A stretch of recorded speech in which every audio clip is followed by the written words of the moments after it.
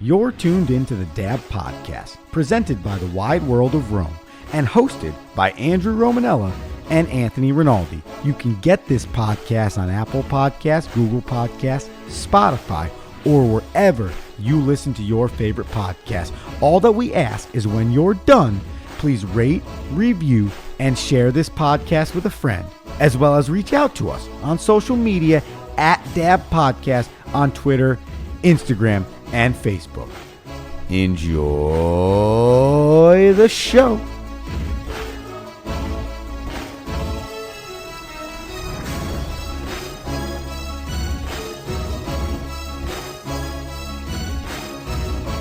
Hello, and welcome in to the 78th edition of the DAAB Podcast, your premier sports podcast. I am your host, Andrew Romanella. With me, always my partner, Mr. Anthony Rinaldi.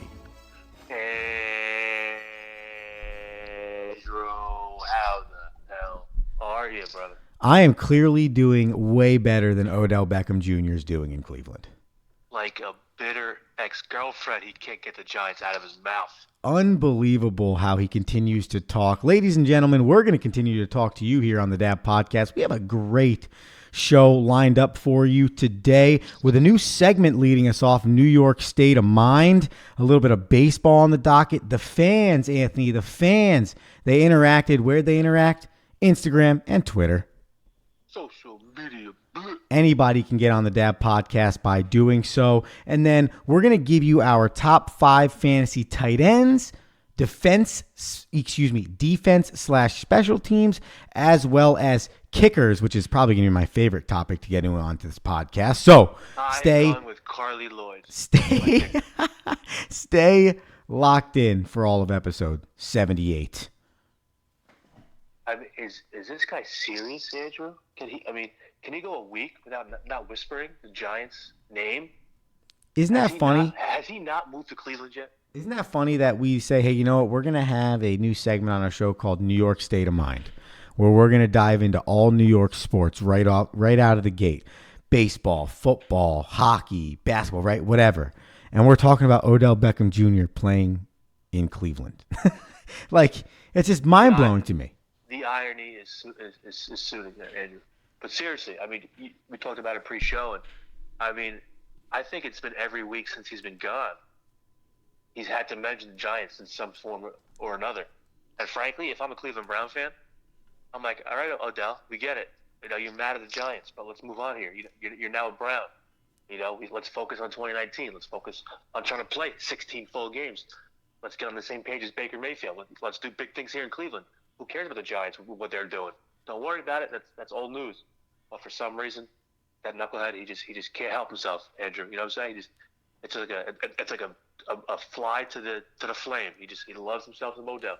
And for those of you that may not have heard the comments that Odell Beckham Jr. made, they were on the heels of comments made by quarterback Baker Mayfield in a GQ magazine interview where he essentially said he didn't understand how the Giants had drafted Daniel Jones with the 6th overall pick. And then on the heels of that, Odell Beckham Jr. comes out and says this wasn't no business move. This was personal.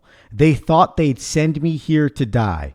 Beckham continued, they built something that they now wanted to control, and there's no need to control it. End quote. Interesting. He just, like I said, Odell loves to hear some Odell. And, I mean, it is what it is. But at some point, move on. Like, if you're the Cleveland Browns and you're the Cleveland Brown fans, like, at some point, it's like, dude, you're wearing our uniform. You need to move forward. Like, why are you so mad at New York? Did you want to stay there? Did you get shipped to Cleveland, realize, oh my God, I acted the wrong way, I spoke the wrong way, and I did things the wrong way to get myself out of New York as opposed to thinking I was holding the cards? Like, why is it? And if I'm anyone associated with the Browns, and I'm freakishly annoyed at the amount he's talking about the Giants. He's already bored in Cleveland. Nothing to do on a Thursday night. Odell needs to go to the clubs. That's a good point. I just, and to kind of clear it up, when I first heard the news, what Baker said, I was kind of like, this dude just won't. He can't help himself either. Like, he won't shut up. Like, why is he talking about Daniel Jones But then I realized that those comments were made back in April, more so in April, like right after the draft, and not so much about Daniel Jones himself.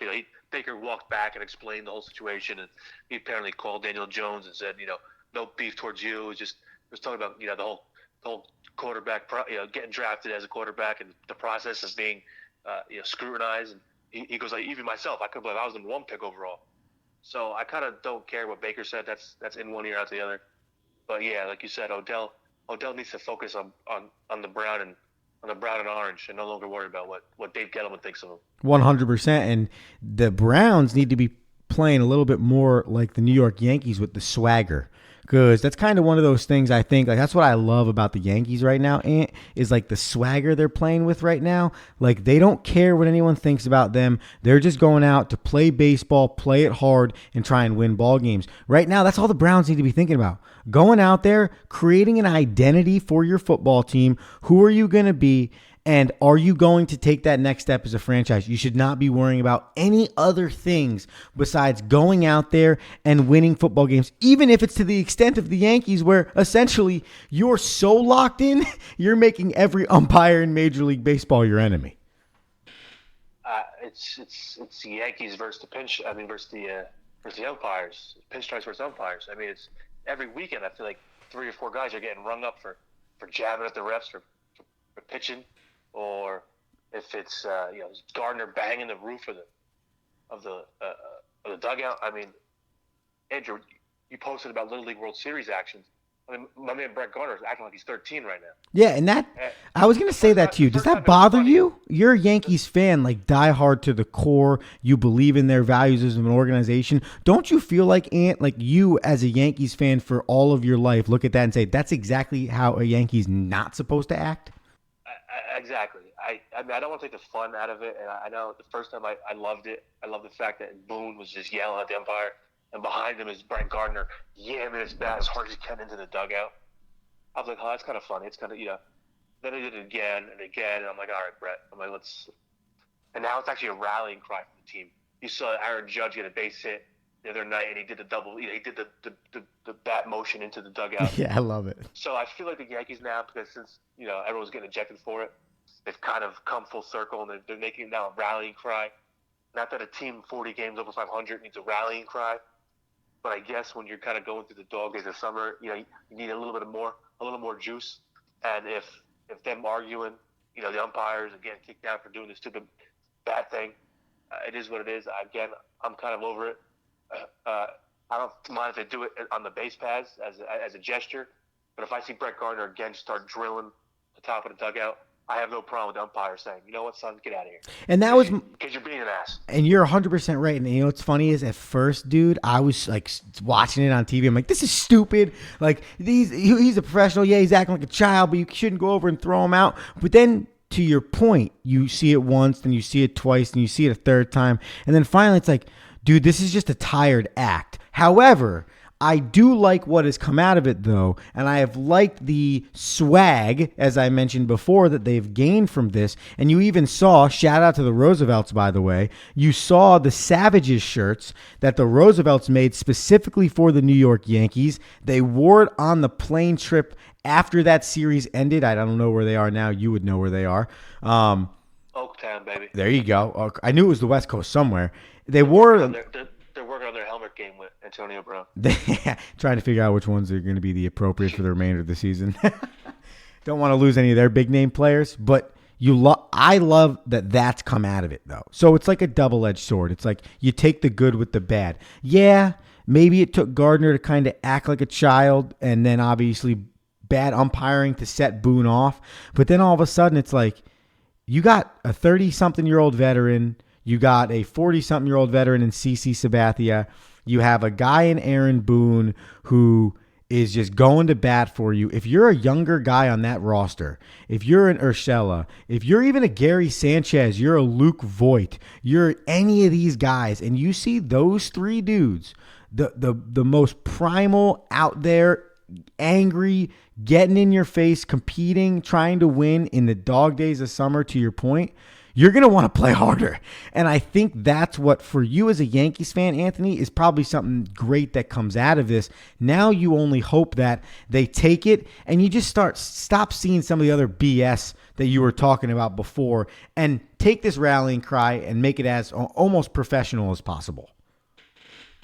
Like I said, it's tough to nitpick a team 39, 40 games over 500, and when we're kind of going through it, you have a nice little cushion in the AL East. I'm not worried that we're going to give that lead up just yet. Obviously, you don't want to do that, but you see the other teams in the league, and you see I see the Yankees, and I'm kind of like not a pessimist, half full kind of guy, but I know our pitching staff hasn't been up to par as you'd like it. Our bullpen has been great.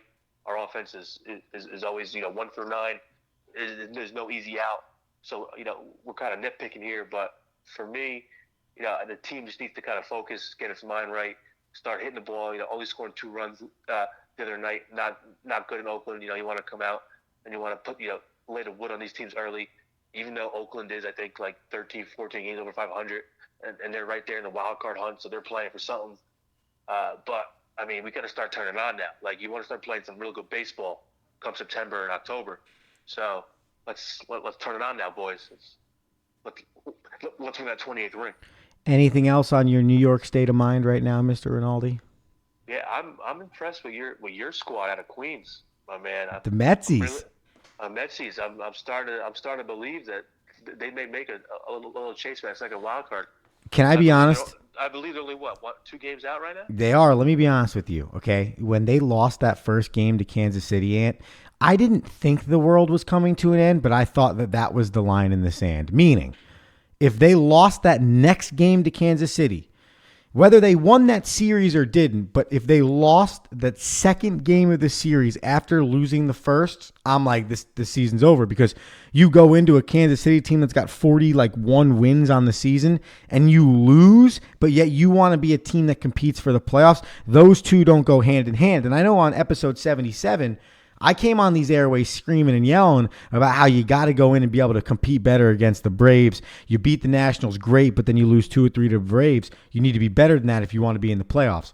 Well, the same argument can be made against playing the bad teams. So I'm not going to lie. I drew the line in the sand, Ant, when they lost that first game. But from that moment on, in their last 5 games, they have played very good baseball. They've competed. They've beaten the team they need to beat the Indians in game number 1 of that series, and you come out and you say to yourself, hey, you know what? Like, something special's happening here. Yeah. I don't like the loss of Stroman, though. I don't like the hamstring leaving the 4th inning of game 2 of the series.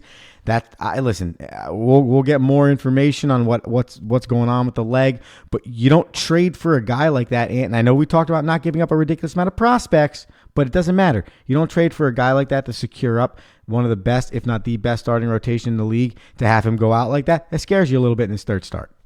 It's never good to lose him, but pitching is your strong suit. Your starting pitching has never been, one of the Mets bugaboos this season. So I think you can, Max has stepped up.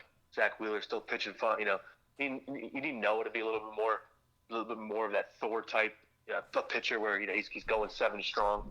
Obviously DeGrom is DeGrom, but for me, I mean, like you said, you don't want to lose to Kansas City. You took the last 2 of the series. You took the first one against Cleveland, which is a real good squad. So that's an impressive win. And now you got the Braves coming up this weekend. That's a huge series. A team that you're trying to chase right now for second wild card. That's the Cubs. I believe you played them upcoming next week. So if it's right here, right now for you, Mets fans. I don't want to hear it anymore. Same old Mets. I mean, this is it. This is the guys you have. I think the bullpen's coming around. I know that's a shock to hear, but obviously Seth Lugo's, he's a stud. Edwin Diaz he's had a better few starts the last few times out. Even Jeurys Familia has kind of calmed down a little bit. So if that offense can continue, hopefully McNeil comes back. I know he was a little banged up, but I like your chances, Andrew. Only 2 games out right now. 3rd best bullpen ERA since the All-Star break, the New York Metropolitans, Anthony Rinaldi. And to answer your original question, they finished the series on Thursday against Cleveland. Okay, Syndergaard on the hill for that one. Then they go Atlanta, home. Chicago, home. So that is, including the Cleveland series, 9 straight at home. Then they go at Philly for 3, at Washington for 3, home against Philly, home versus Arizona, home versus Los Angeles. They don't play an under 500 team again until September 13th. So talking about earning your right to make the playoffs, Mr. Rinaldi, that is as gauntlet gets. Listen, if you make it into the World Series or into the playoffs, at least you'll be battle tested. It's true. It's true because you earned it. And this is why, though, and I know it's really, is it the rich trying to get richer by getting upset with Stroman being, coming off with a hamstring? Yeah, I'm sure a little bit because, like you said, we have the best staff in Major League Baseball. But it doesn't matter because when you look at that stretch right there, Ant, you need 5 deep to come out and throw every single day because the last thing you want is the good stuff you found with this bullpen losing it because now they're being overused against great teams down the stretch because you don't have as many good starters in your starting rotation. I think Houston may have an issue with you saying the Mets are the best rotation in baseball. That's a good point. Well, that's a good debate right there. Hey, you're right. You're right. Let me ask you this question real quick before we go on to our fan-teractions, okay? Because our fan-teractions are going to lead you into a little bit more New York Metropolitans talk. But you said that, the Mets fans, it's all, boom and gloom, and it's not, blah, blah, blah.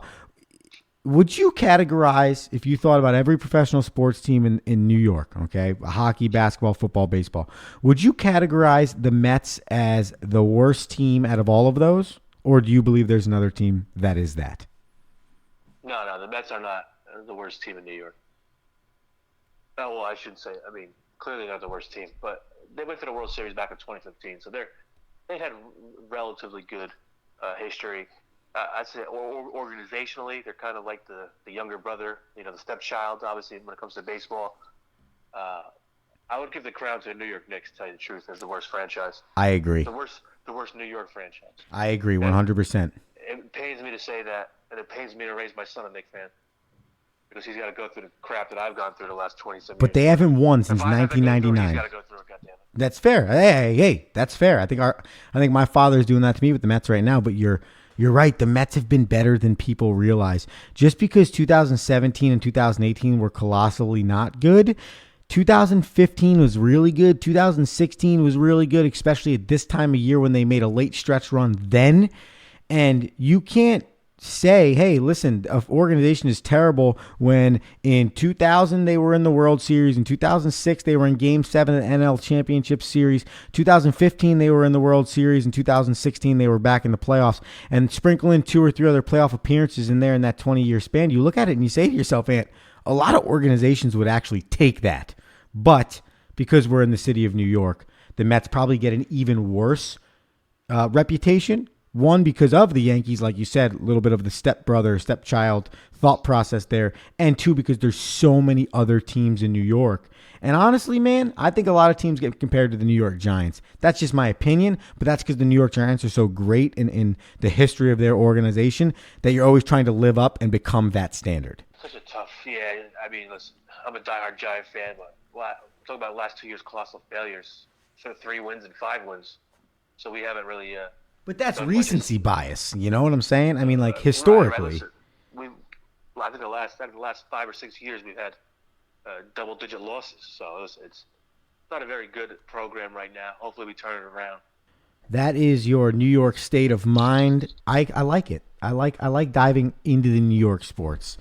New York, dash little Cleveland, back to New York. It's fantastic. But fantastic. Full circle segment. Somehow Odell Beckham Jr. is involved in all of it. Your fan-teractions are brought to you by Dig Me Nation. Head over to digmenation.com.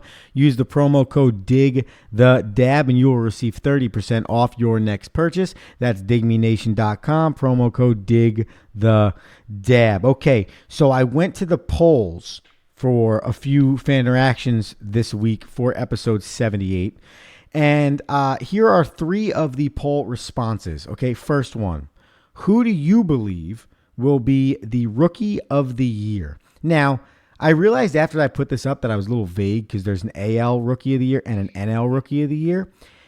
But I thought it be very known that of the 10 people that physically wrote in, 9 of the 10 wrote Pete Alonso on their ballot. All Romanella family members? None of them were Romanella family members. However, they had to, of course, chime in on me, of course. Some dude named A.M. Rinaldi wrote in as well, but we'll leave his for later. And then I got... Doesn't know squat about baseball. Also, I got somebody that had wrote Pete Alonso or Fernando Tatis. And then I got one single Fernando Tatis Jr. Mr. Rinaldi, to that you say? Well, clearly, talk about recency bias. No, listen, the polar bear, your boy Pete Alonso has been nothing short of majestic for the Mets. He's kind of, I don't say carried the team, but offensively, I mean, a rookie. I think he's got, 41 bombs. He's chasing that record for his squad. I mean, the dude just a great hitter. The Mets had no idea about him, frankly, down there in AAA. Didn't think he'd be that good this year, as to why they had a first base platoon that didn't last very long. But I mean, I don't watch much San Diego baseball, right? Isn't Tatis on the Padres? Yes, sir. So I know the dude scored on a pop-up from second base, right? Didn't he score? Dude's got stupid speed, but for me, I like to talk about, for MLB purposes, hitting the home run, the long ball. Chicks dig the long ball. I'd have to give the nod to my man Pete Alonso. And I would even go with maybe even a pitcher over Tatis. I know he's having a hell of a year, but I think Mike Soroka from the Braves Agree. would be probably the 1A choice for me. And I think it's so absurd for AL NL Rookie of the Year. I think it's like pitcher has been like 80% of the winners have actually been a pitcher compared to the outfield and or position players. So I feel like if it's going to go anywhere, it might go Soroka. But like I said, my vote is for your boy, the polar bear, Pete Alonso. Yeah, and Soroka's got like double-digit wins, and he's in he's a sub-3 ERA right now. I mean, think about that. Well, hey, listen, he pitches in the NL. You guys pitch to pitchers. You guys like to do the small ball crap. So having under 3 ERA, that doesn't surprise me in the NL, Andrew. Come to a real ballpark like Yankee Stadium, where we're hitting bombs left and right. Yeah, 310 down the right field line. 310 down the line, that's a screamer. It doesn't take a lot to hit balls out of the ballpark in today's MLB. Okay, next question. Do you enjoy watching the Little League World Series? Now, I have 3 different forms of an answer in this question for you, okay? People saying yes. Okay, that's the simplest form. We got a few of those. We got a write-in from your boy Gutty Guddington that said yes. But what's with this kid basically sitting on the ground when he's up to bat? And then he proceeded to send me the link so I could watch this kid from the Latin American team. Ant is literally squatting as low as he possibly can to, I guess try and like shrink the strike zone or something like that. I have no idea. And then one more I got, which is my favorite one of all, was no. Why would I want to watch bad baseball? Too many errors and mistakes. Come on now, man. These are what, 10 and 11-year-old kids? I thought that was so funny. Out there playing, out there chucking the old ball around.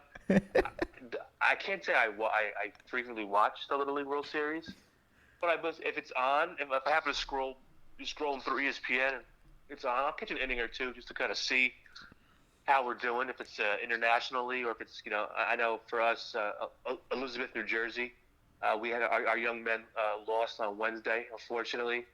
I believe they were playing the boys down from somewhere down south, either Alabama, Tennessee, Louisiana, one of those southern states. They beat us out, unfortunately. But I think it's fun. I think it's great for the kids.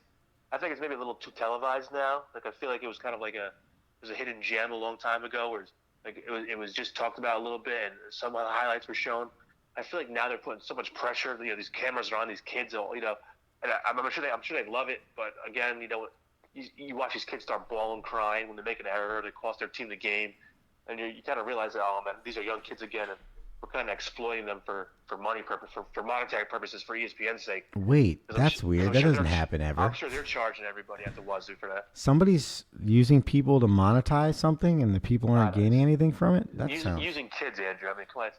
It's the kids, Andrew. Are you talking about the NCAA right now or something else? Wow. You can go either way with that one, man. That's true.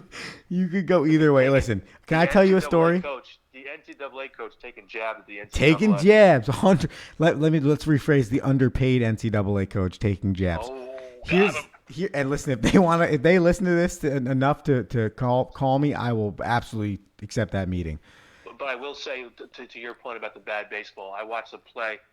Brandon Tierney, not my point. Matt Lepresti's point wrote in on the Instagram. Brandon Tierney, a New York sports talk guy here, he posted a link of a kid who caught a one-hopper at third base off a lefty as a rocket.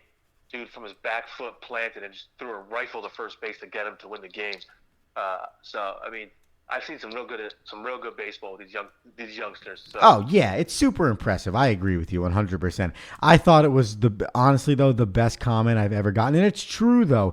In the grand scheme of baseball that we're all used to watching, yes, you consider it quote unquote bad baseball, but in the grand scheme of how old these kids are, you consider it great baseball because it's super impressive with some of the things you see them do. That's it on the Little League World Series. Actually, there's a good story for you.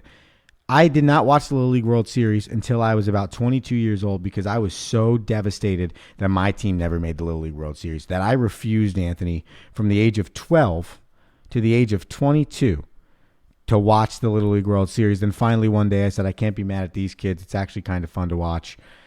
And I got over my hatred for it. But now I do watch it to answer the question. But for a while I didn't because I was really mad. There's a deep dive into Andrew Romanella's bitterness towards things, organizations that spite him. So, folks, don't spite us.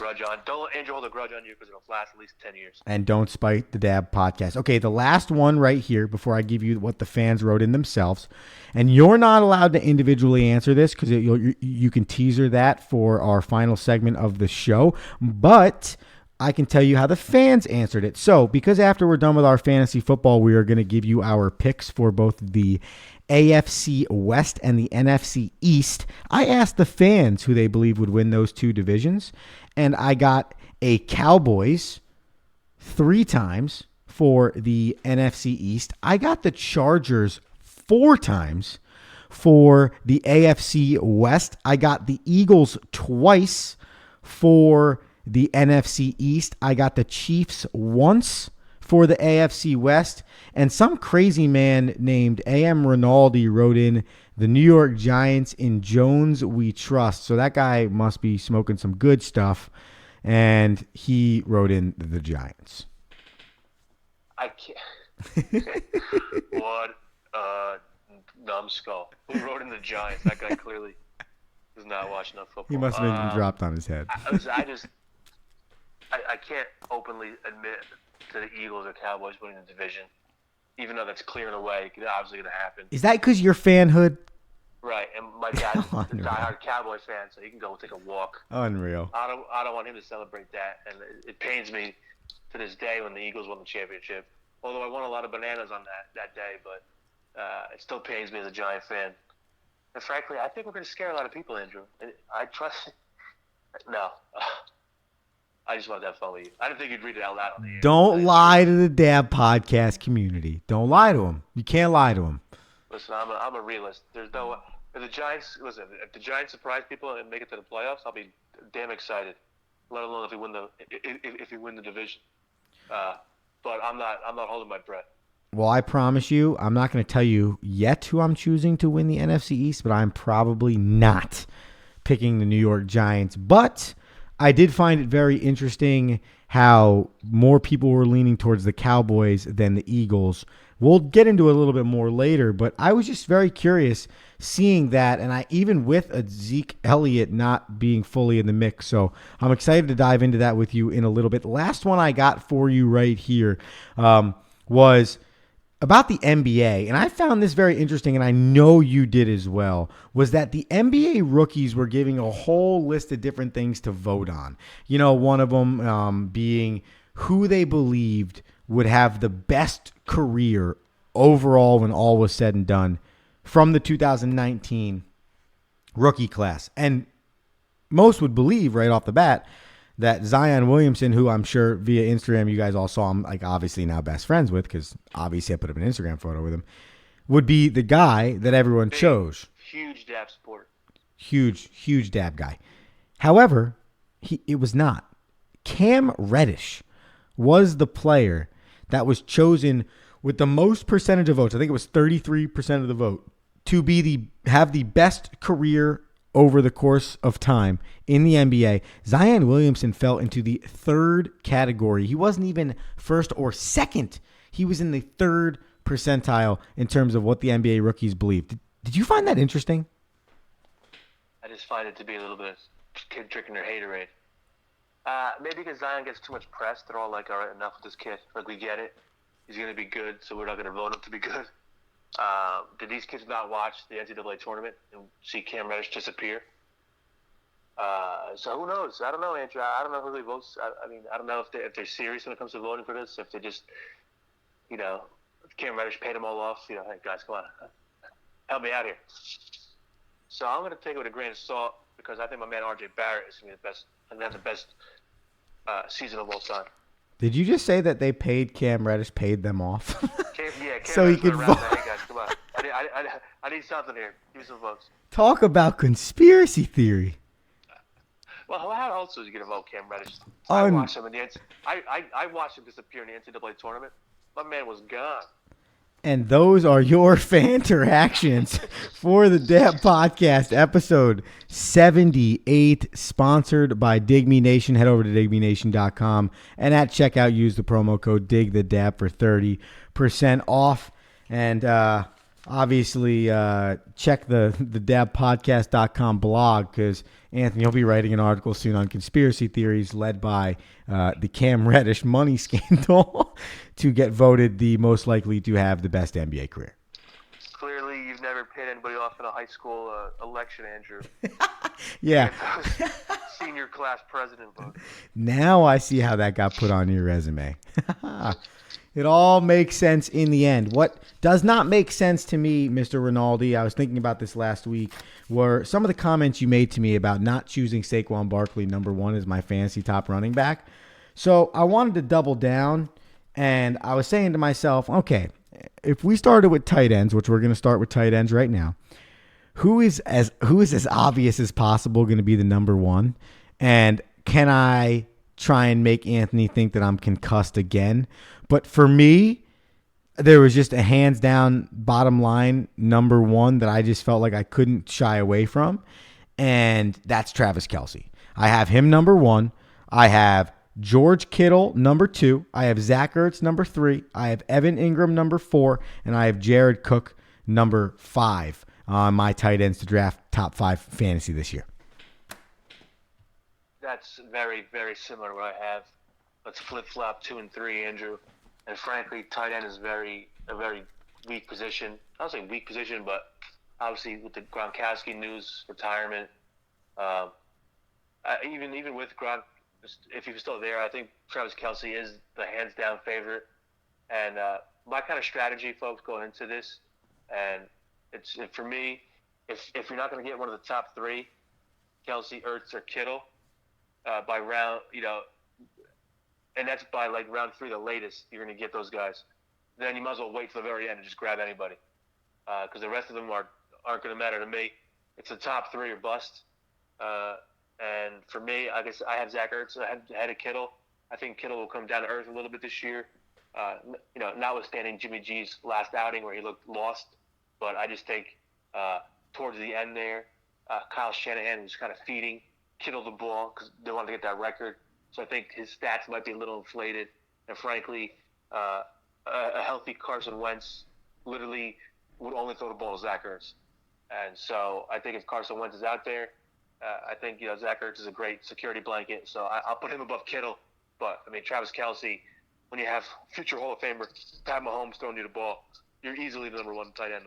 for the fantasy football season 2019. And I was the same thing I thought. Besides the fact that he had almost 1,200 yards last year and 7 touchdown receptions, it was just the fact that Patty Mahomes is throwing him the football. And when I look at who I'm choosing for the tight end position, a lot of it for me falls into the quarterback. And that's also why I have Evan Ingram in my top 5, because if you look at the stats from Evan Ingram last year, 577 yards and 3 TDs, you might say to yourself, why the hell are these two dudes putting him in the top 5? Well, for me, Ant, it's basically merely on the fact that it's Eli Manning or it's Daniel Jones. If it's Eli Manning, we've known over the course of Eli's career, he's loved his tight end safety blanket, and he's going to target his tight end a good 5 or 6 times a game. And then if it ends up becoming Daniel Jones, that tight end is not going to lose his targets. He might gain targets by putting a rookie QB back there, because besides Saquon Barkley, your tight end becomes essentially your second option on a breakdown play, or the first option on most plays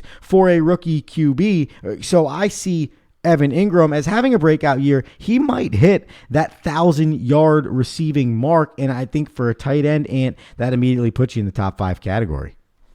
And if Eli Manning has a year to remember, or at least a solid year, Evan Ingram should be a top 6, 7, fantasy tight end.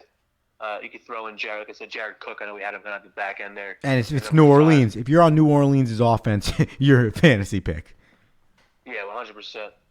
And some honorable mention guys I have: Austin Hooper, Kyle Rudolph, Trey Byrne, Eric Ebron. All those guys are all worth it. When it comes down to it, you could take them any which way you have them, and they'll be there in the late rounds for you. So don't worry about getting them early. Like I said, swing and a miss. If you don't get the top 3, wait till the very end. And if any of you want a deeper sleeper, I like my man Vance McDonald from the Pittsburgh Steelers. Heck yeah. He had a semi-decent to good year last year, and he's only going to be relied on more this year with Antonio Brown being out. 100%. And you're looking at Kelsey, Ertz, and Kittle, in my opinion, Ant, are first and second round caliber picks. I would say Evan Ingram, Jared Cook, maybe an Eric Ebron. I think those guys fall into like your 6th and 7th round picks, because Jared Cook had nearly 900 yards last year. Now, I know he's switching teams, but he's switching teams to go play with Drew Brees. So it's not like he's losing value at the quarterback position. And one sleeper, though, that was not mentioned that I want to mention before we move on to defense and special teams is Delanie Walker, the tight end out of Tennessee. Delanie Walker only played in half of a game last year, had 4 receptions for 52 yards, but the year prior had a pretty good year, and it has kind of been a tight end that's been a high target guy, high volume target guy down there for Marcus Mariota. And if Marcus Mariota isn't the starter, their backup is a guy I know pretty familiar, Ryan Tannehill, who is also a guy that's pretty heavy on his tight end. So look for Delanie Walker in those late rounds. Not a lot of guys are going to look for him. It's going to be a good second tight end on your roster who might end up, if you don't get a Kelsey, an Ertz, or a Kittle, being a guy that you could, by about week 4 or 5, start every week, because I think that production is going to come out of him this year. Big fan of Delanie Walker. Always a kind of a sleeper tight end pick. Typically always has a solid year. Never really a standout stud, but never a guy that won't get you an average 10 fantasy points a week. And frankly, out of that spot, that's not a bad deal. All right. We got the guys that are scoring the touchdowns, getting the receiving yards. What about the guys that are stopping them? Give me your 5 defenses. 5 defense. And folks, again, my strategy with this, frankly, I'd like to stream defenses. I'm not one to go get them early. I just think that you're not really going to know. Ideally, you have an idea. Like last year, everyone thought Chicago was going to be a good defense when they acquired Khalil Mack, and of course, they were a great defense. So I have Chicago as my number 1 fantasy defense. I went for the Ravens as my number 2 fantasy defense. Wow. Just because that's I believe that they're to take the next step. They have a lot of speed back there, and frankly, Harbaugh always coaches a good defensive team. Let's throw the Rams in there. I know they kind of got exposed a little bit by Tom Brady in the Super Bowl last year, but give Sean McVay another year to kind of figure things out. I think that Rams defense is going to step up. And for me, Billy Belichick is a defensive guru. And you may think of him as an offensive guy, but his mainstay is defense. And this guy just knows what to do. Just gets a new guys every year. And frankly, for me, the number 4 and number 5, it's a little bit crazy. I'm a little crazy myself, but I'm going with the Cleveland Browns as my 5th team. Wow. Defense this year, just because I love Myles Garrett. That dude is probably the fastest cat off the ball when it comes to it on the defensive end side of the ball. So give me the Browns at number 5. Wow. Honestly, I didn't think we were going to be this off on our defenses, but we are this off on our defenses. I only agree with you on the Bears being number 1.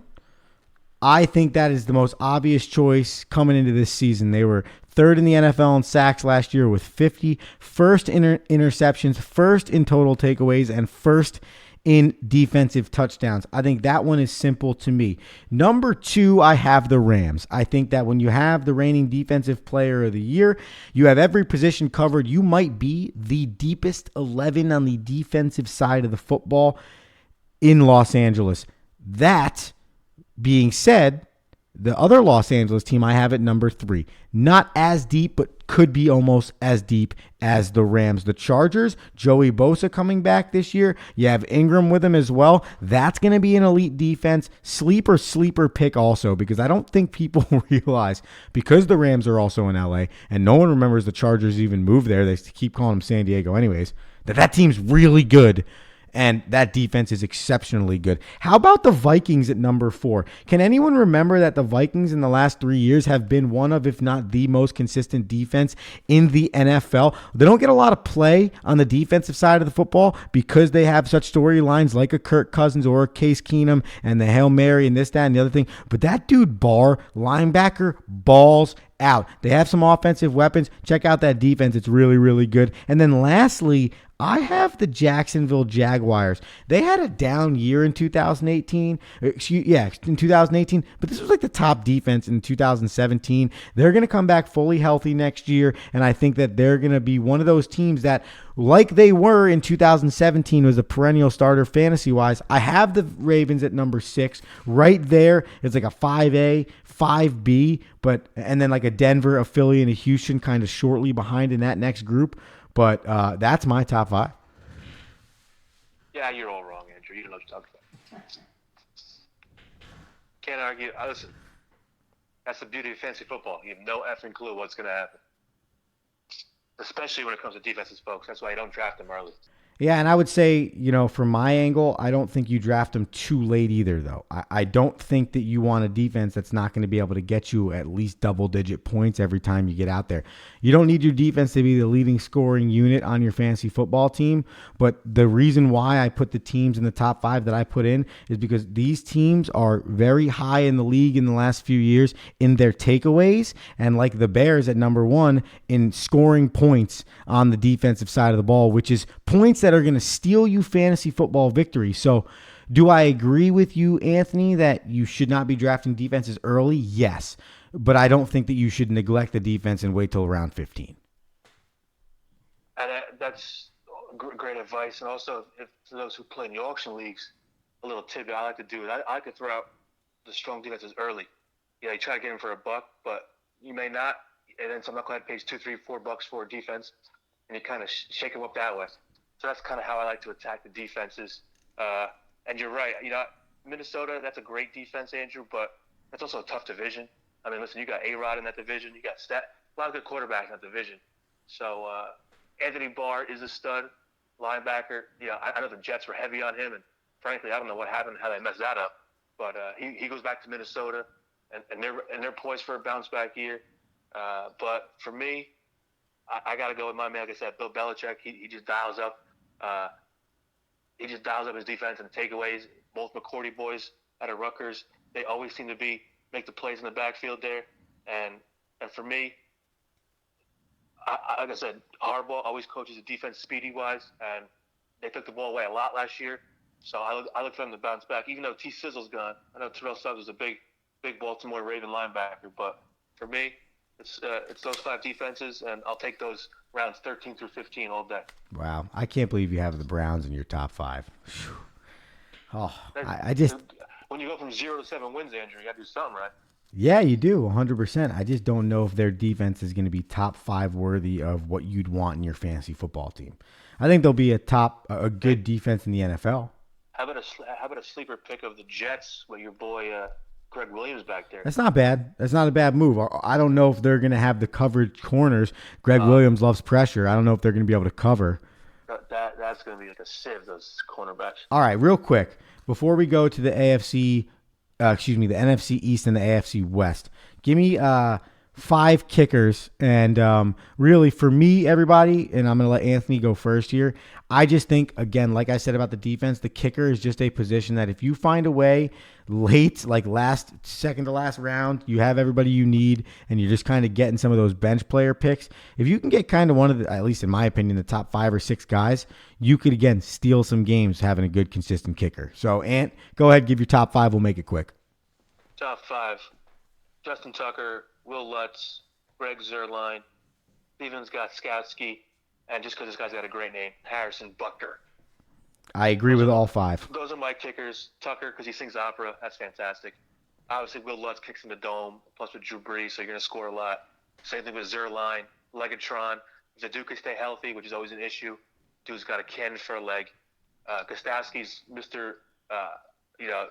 Accuracy from New England. And Harrison Butker, my man Pat Mahomes scores a lot of points. So he'll have a lot of opportunities to kick field goals. And I agree. I have all 5, this exact same 5 in my top 5, a few different numbers switched up. And at the end of the day, I think you're pulling teeth with those 5. And my advice to the people out there drafting a kicker is look for somebody, like Anthony said, that scores a lot of points or is on a team that plays inside of a dome. I mean, those are some of the best things. So if you're not looking at the 5 guys Anthony just listed off, also look at your boy Adam Vinatieri, who's like 107 years old, but he's in Indianapolis. Look at Kami Fairbarn from Houston. That dude knocks him down. I had him on my squad last year. He ended up doing some good things for me. And then also look at Brett Maher from Dallas. All dudes that play in domes that if those top 5 guys aren't available could be really good options. And then one guy that doesn't play in a dome, but you should still think about, is Mason Crosby out of Green Bay, especially if that new offense and Aaron Rodgers get itself moving. And any kicker who's kicking in Denver is also a wise choice because that airs thin. That's a great point. All right. Well, that is every category on the fantasy football wagon. I believe that was over the course of the last 4 episodes. So date it back to episode 75. We have your quarterbacks. Episode 76, you got your running backs and your wide receivers. Episode 77, I honestly don't remember. In episode 78, you have your kickers, your defense in special teams, and your tight ends. I think 76 might have been running backs and 77 might have been wide receivers. We those are so pivotal, but we split them up into pivotal. Go back, get an idea. Anthony and I agree on some, don't agree on others. You can get our reasonings why, and you can reach out to us on the social media blitz if you really want to know why or have a question. All right, Mr. Rinaldi, before we get into what do you got, I want to take a minute here or two and just quickly jump into these divisions. I know that you have a real strong opinion, obviously, on the NFC East, and you're going to tell me regardless that the New York Giants are going to win the NFC East. So we're not going to start there because I ain't going to have any of that right now. I want you to talk to me about the AFC West, and I want you to tell me who you believe comes out the top of the AFC West. I want to find out those 4 people who chose the Chargers to come out on top and take away their NFL card. I think they just like the lightning bolt emoji. The lightning bolt. I mean, for me, it's KC. And that's an easy pick. Pat Mahomes, Andy Reid. That team was so prolific last year, and they're all coming back this year. So for me, I got KC at 1. I like the Chargers. Don't get me wrong. That's a really good defense. I don't know. Nick Bosa can stay healthy. I know that's always the issue. How much longer can Phillip Rivers do what he's doing? No Melvin Gordon. I believe that guy's going to hold out for longer than They lost Derwin James for mostly the regular season, and he could be back for a playoff push if that's the case. And then the bottom feeders, the Broncos and the Raiders. I'm not really sure what to expect out of Denver. What does Flacco have left in the tank? I'm not too sure about his wideouts.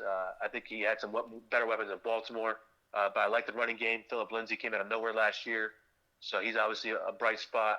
That defense with Von Miller, always obviously something special. So they'll have that. And then with the Raiders over there on Soft Knocks on HBO, you watch them and you see Antonio Brown, all his drama, David Carr, what's he going to be? The running backs really aren't much to talk about. The defense is suspect. I like Gruden, but for me, I can't see the Raiders winning more than 5-6 games this year. The Chiefs have quite the schedule, man. Wow. It is listen, when you had a good team last year, NFL says, you know what? Screw you. Let's see if you can do it again. It's almost like they have to make their money in the first 5 games of the year. You have Jacksonville, Oakland, Baltimore, Detroit, Indianapolis. You could see that stretch and say, oh, yeah, they're 4-1 coming out of that stretch probably right there. But then after that, it is absolutely just difficult. Houston, Denver, Green Bay, Minnesota, Tennessee, Los Angeles, Oakland again, New England, Denver, Chicago, and then end the year with the Los Angeles San Diego Chargers. I mean, that might be why people are looking at it and saying, hey, I could see the Chargers winning this division. I don't agree. I agree with you. I think Kansas City wins it. I mean, both teams were 12-4 last year. So we're looking at 2 teams coming in expecting to be at the top of the division and compete to be the best 2 teams.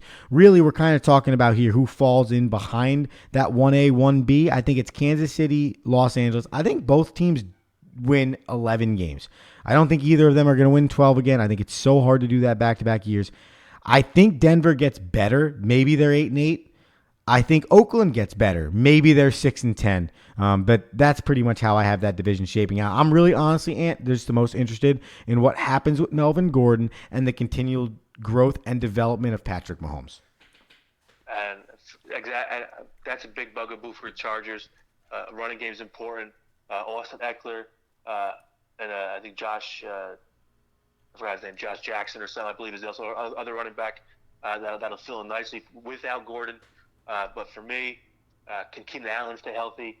I think Casey's got too many weapons, and Pat, give Andy Reid another year with Pat Mahomes at the helm. I can see them winning easily 11-12 games this season. NFC East, what do you got? All right, boo-hoo. I don't want to say this out loud, but I guess I'll go with the Eagles. Wow. And I say that with an asterisk if Carson Wentz plays 16 games. Fly, Eagles, fly. That hasn't been on the proven. road to victory. I can't say the Cowboys. I don't want to say the Cowboys either. I can say my Giants. No, I agree with you. I choose the Eagles as well. I agree. The Cowboys are definitely going to be good, though. Don't get me wrong. But is that with Zeke? Because is it going to be with Zeke? Yeah, Zeke's going to sign the wealthiest contract for running backs. It's just a matter of when he gets it done. Jerry Jones, they had a little scuffle in the media. Ezekiel Elliott got his butt hurt by Jerry Jones laughing in his face saying Zeke who, but that besides that, again, for some reason I don't trust Dak Prescott. I know he's in line to make somewhere upwards of $33 million, which is absurd to me. But they have the offense. Amari Cooper, it's a good weapon. What is old man Jason Witten going to be coming back out of the booth? That's a nice little tight end security blanket for Dak. That defense, they just signed Tank Williams, just signed Jalen Smith. So they're going to have up the middle. They're going to be strong, but cornerback wise, similar to the Jets, I'm not too worried about their cornerbacks. So I'll knock them a peg below the Eagles, and then I have my G-men, and then I have the Redskins in last. Just because they're starting rookie QB in Haskins, he should be fine, but I just feel like the Redskins are just a 3-4 win team. So put my G-men in third. The Cowboys, Eagles, let them figure it out. So.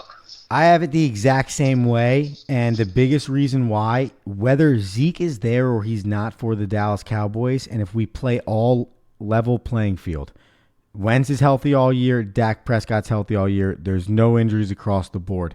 I'm taking Carson Wentz 12 out of 12 times over Dak Prescott, no matter what the running back situation is. And I'm taking Doug Peterson over Jason Garrett 12 out of 12 times. So that's why, because I think, again, much like we just talked about with the AFC West, you have 2 teams at the top of that division that everybody could say, I could see them or I could see them. No one would be surprised if either of these 2 teams won it. But I think the Eagles, I'm going to go with the trust in the coach and the trust in the quarterback over anything else, regardless of health for this conversation. So I'll go Eagles-Cowboys. I think the Eagles win 10 games. I think 10-6 wins this division this year. I think the Cowboys go 9-7. I think the New York Football Giants finish 7-9. I don't think they're going to get to that 500 mark, but I think they're going to be better than they were last year. I think they're going to be better than most people assume. And then the Washington Redskins, I think this is the end of this Gruden, as in Jay Gruden, in Washington. And I think that that's probably a good thing for the Washington Redskins because you can almost count this as a wash year for Haskins, besides the fact that he'll get playing time in the NFL. And I'm looking at my notes here about the Cowboys, and I mean if you think about that linebacking core, Van Der Esch and Jalen Smith, I mean that's probably the best linebacking core in the NFL these days. Facts. And you looking at it quarterback wise, like you said, Carson Wentz, I'll put him a nod above Dak if he stays healthy. Tight end, got to give it to the Eagles with Ertz over old man Wynn, even though Wynn's probably going to the Hall of Fame. Wide receivers, obviously, got to go to Dallas. Amari Cooper's a stud. Offensive line, obviously, Dallas is world class. Defense. So I may have to rethink this and put in not the Cowboys, but either way, I want both teams to blow up in their face, and hopefully nobody wins the NFC East, and the Giants miraculously get there. But for me and my G-men, I kind of want to see. I don't want to see Daniel Jones, but I kind of need to see Daniel Jones, if you know what I'm saying. Because if the Giants have a crap year, I mean that 2020 draft class is pretty stout when it comes to QBs. It's true. It's a good point. So I mean, not to pull a Arizona Cardinals, Cliff Kingsbury, and draft two, top QBs with my draft picks. But I mean, if Eli's going to blow, I'd rather see Daniel Jones. And I know Vegas has the under/over. I think at like 6.5 games for Daniel Jones, which seems to be a lot. But I think that's too many.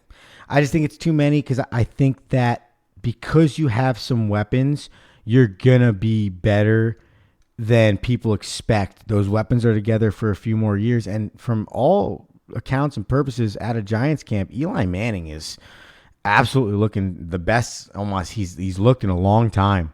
And I think that people do not realize how competitive this man is. If you don't realize how good this man is, then you need to check the last 15 years of records in New York Giants history. I don't care what some of the win-loss records say. I care about what history says, and history says this is one of the most clutch mans in the sport, and it's because of who he is, what's built inside of him, and the type of competitor he is. So you better believe Eli Manning is going to make it super difficult for Pat Shurmur and Dave Gettleman to make the move to Daniel Jones. I take that under all day, twice a week, and I take the 7-game winner for the New York Football Giants. All right, Andrew. Listen, I want at least 9-7 for the G-men, but all right, that's going to be that's going to be a tall task. I'll take for my defense. I'll take 7 down in Miami. However, actually, I really want 1 down in Miami, so maybe we get a little Tua Tagovailoa. I need to get a little you gotta from Mr. Anthony Rinaldi right now, because I think you're going to be pumped to be doing a little what do you got in episode 78 because you actually won points the last time you did this. Did you know that? Listen. I took your Metsies, and I think they gave me the W. I took they did. Stroman. I don't know if Stroman was anything special, but he was able to at least put me on the board, keep the Mets, Well, here's the deal. So I'm looking to stay hot, Andrew. We both took a pitcher.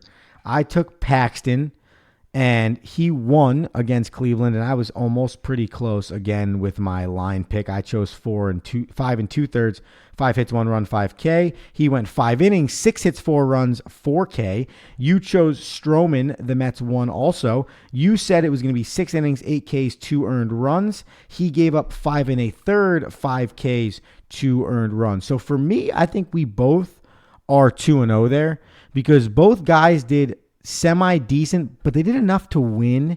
And isn't that really what we're picking here?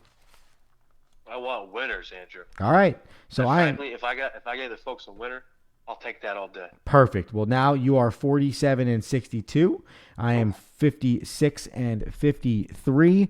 That is super exciting. And I hear a little birdie told me that we might have another Metsies pick coming again this week. That's right, Andrew. I'm going against. What do you got? Andrew, I'm going against your Metsies. I'm going against the Queenville Killers. Wow. This weekend, they're riding hot. Took two from Cleveland right out the gate. But for me, it's the Friday night banger. 7:10 jump off. DeGrom versus Fultonevich. I got to go Atlanta here. I know they're playing in Citi Field. That place will be very much like a playoff atmosphere. I don't think you'll catch the Braves, although you're close. You're getting there by keep winning. But they're definitely someone you want to play good baseball against. They're young. They're fiery. Fulty's been pitching better of late.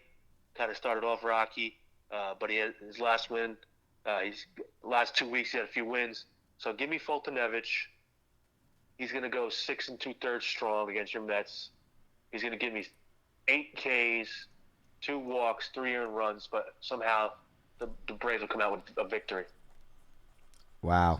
Picking against the Mets, huh? I'm trying to jinx your Mets, Andrew. It's messed up. Honestly, it's really messed up, and it really makes me sad. But I'm just happy you're telling people to watch the Mets. But if you look at my record, Andrew, you should be thanking me. You're right. Because the Mets are probably going to win 15-2. That's a really and Fultonevich ain't even a pitch. He's All a right. scratch. I like it. Scratch due to DAAB Podcast, Jinx. I like it. Well, for me, Andrew, what do you got? For me, Mr. Rinaldi, I was going to go with the Mets versus the Braves on Sunday night. However, during the recording of this podcast, my producer, just kidding, he's my producer. That's funny. That's me. No one walked into the room. I saw the Metropolitans with a huge 2-run rally in the bottom of the 10th inning to beat the Cleveland Indians. And now I'm going to choose the Thursday night jump off, 7-10, game 3 of the series against the Indians. The Metropolitans are going for the sweep. Noah Syndergaard is on the hill. He has had 6 straight quality starts for the Metropolitans. So I'm going to take Mr. Noah Syndergaard against Aaron Kivale. He's 1-2 with a 1.5 ERA. And the Mets look to move to 66-60 and sweep the Cleveland Indians for their 5th straight win. Tune in Thursday night, 7:10 p.m. That fires me up. Yeah, not so much me, Andrew. I have Hand as my closer in fantasy. Ooh. That bum. As soon as he came in, I go, oh, he's going to blow this one. And just so you know, Syndergaard's going to go 6 innings. He's going to give up 5 hits. He's going to give up 2 earned runs, and he's going to strike out 8 while the Mets sweep the series. That is a typical Thor line. It is. You may want to get a little more length out of him, but you'll take the W if you get it. Yeah, that's to me, dude, that's all that matters.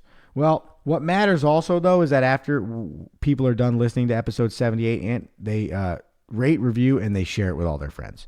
Tell your friends. DAAB Podcast. We're here, folks. It's football season. It's right around the corner. Andrew, if I'm not mistaken, I believe college football is on the docket this weekend. That's jumping off, so we got to start digging into some college footy ball. And, fantasies, drafts are coming up. I got like 4 next week, Andrew. Me too. You probably got like 15 knowing you because you're crazy. I can't help it. And then we got NFL kicking off in like 2 weeks. It's exciting. It's exciting for the people, and remember, we're going to break down the last 2 divisions going into the NFL season, the AFC North, and, of course, my favorite, the AFC East. Teaser alert, we're probably going to pick the Patriots to win that division.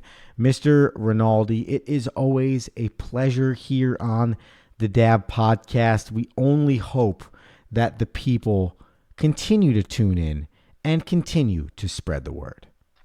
Listen, I know we're a day late, folks. We apologize for that, but it gave us some great time to get some fan-teractions. And I know we got like 30 of them. So let's keep them coming, folks. We love it. Tell your friends, rate it, subscribe it. Let's go, Andrew. Also, head over to anchor.fm and you can leave us a 1-minute voicemail. Andrew Romanella, Anthony Rinaldi, the DAAB Podcast. We'll talk to you next week on episode 79. Until then, we will see you later. No. Me gusta así, me gusta así, me gusta así, me gusta así.